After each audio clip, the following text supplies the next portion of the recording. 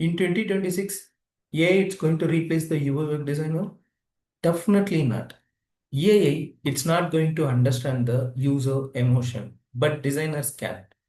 I'm back to the Figma make. I'm given one small prompt. Here, AI generate the entire UI screen within a minute. But in a real time, UI/UX means it's not only the screen designing, it's all about that user experience.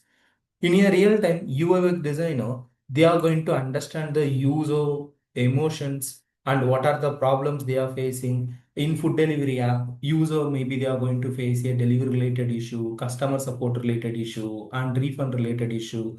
This all the points UI designer they are going to gather, and laterly they are going to generate the screen.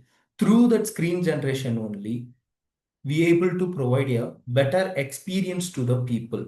But AI it's going to generate only the screen. AI it's not going to talk with a human. It's not going to understand the user emotion.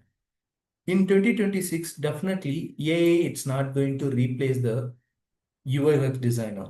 Like for more content, just follow us in your LinkedIn and Instagram and YouTube.